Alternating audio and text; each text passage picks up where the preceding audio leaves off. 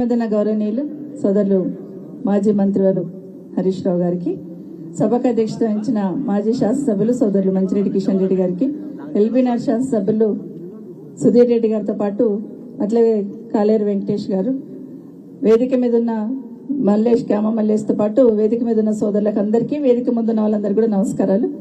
సుధీర్ రెడ్డి గారు, మంచిరెడ్డి కిషన్ రెడ్డి గారు చాలా వివరంగా చెప్పారు.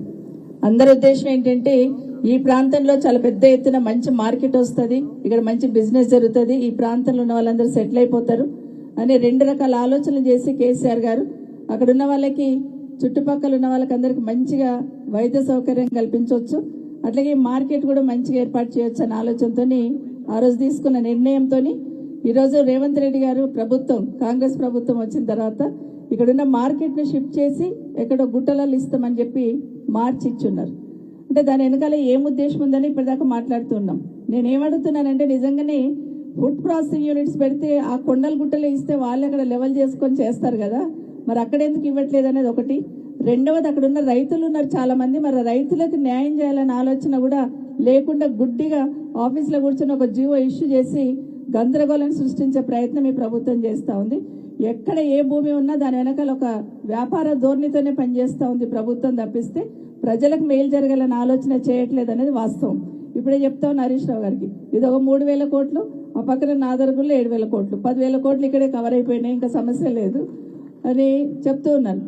గతంలో ఎట్లుండేందంటే, గతంలో కేసీఆర్ గారు ఉన్నప్పుడు వారు ఒకటే చెప్పేది, మాకు ఏ చిన్న పని చేసినా ప్రజలకు ఇబ్బంది లేకుండా చూసుకోండి, నిజంగా ప్రజలకు ఇబ్బంది అయితే ఇమీడియట్గా నాతో చెప్పండి, దాన్ని ఎట్లా చేయాలో చూస్తానని చెప్పేవాళ్ళు.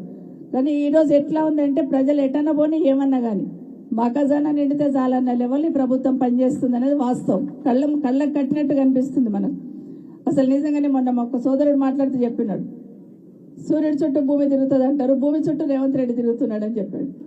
వాస్తవమే, ఎక్కడ భూమి ఉన్నా కూడా అక్కడ గద్దల్లాగా వాలిపోతా ఉన్నారు. మేము అసలు రోజు మాట్లాడుతున్నాం, అసలు ఏం జరుగుతుంది అసలు రాష్ట్రంలో. రాష్ట్రం పాలన వదిలేశారు, ఎవరేమన్నా కానీ ఏమన్నా అయిపోయింది, వాళ్ళు అనుకున్న ఎజెండా పూర్తి చేసుకోవడానికి మాత్రమే ప్రభుత్వం ఉన్న పెద్దలు పనిచేస్తున్నారు తప్పిస్తే రాష్ట్రం అభివృద్ధి కోసమో ప్రజల మేలు కోసమో పనిచేయాలనే ఆలోచన ప్రభుత్వానికి లేదనేది తేటతెల్లమైంది.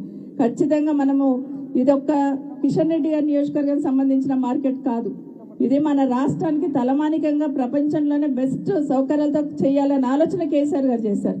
కాబట్టి ఇదందరూ మనందరి ఆలోచన, ఈ మార్కెట్ ఇట్లాగే ఉండాలి, దీన్ని కాపాడుకోవడానికి అందరం కూడా గొంతెత్తి మాట్లాడాలి. తప్పకుండా ఏ చిన్న ఇబ్బంది వచ్చినా మనం ఇక్కడ వాలిపోవాలని మాత్రం మరొకసారి మనవి చేసుకుంటూ, ఇంకా 2.5 సంవత్సరాలు ఉంది.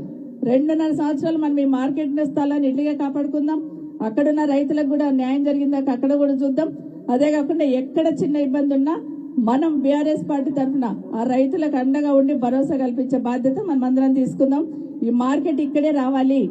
ఇంత మంచి మార్కెట్ కి డబ్బులు కట్టి ఆ రోజు మార్కెటింగ్ శాఖ మంత్రి హరీష్ రావు గారు, కేసీఆర్ గారు, ముఖ్యమంత్రి గారు ఒక డైరెక్షన్ ఇచ్చి కిషన్ రెడ్డి గారు ఇక్కడే ఉండి అందరినీ కన్విన్స్ చేసి ఇదంతా లెవెల్ చేసి ఇక్కడ షెడ్స్ చేసి, ఎందుకంటే అక్కడ గడ్డెన్నరం మార్కెట్ లో చాలా మంది వ్యాపారం చేసుకుంటున్న వాళ్ళు నా కాన్స్టిట్యూన్సీలు కూడా ఉన్నారు, అందరు ఇక్కడికి వచ్చిన్నారు.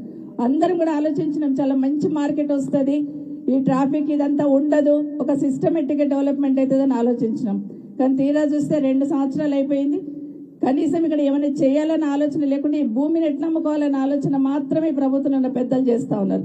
దాన్ని ఎట్టి పరిస్థితుల్లో జరగనీయకుండా మన మార్కెట్ ఇది, మన కోసం, మన పిల్లల భవిష్యత్ కోసం వస్తున్న మార్కెట్ని కాబట్టి ఖచ్చితంగా కాపాడుకుందామని తెలియజేసుకుంటూ, జై తెలంగాణ, జై కేసీఆర్.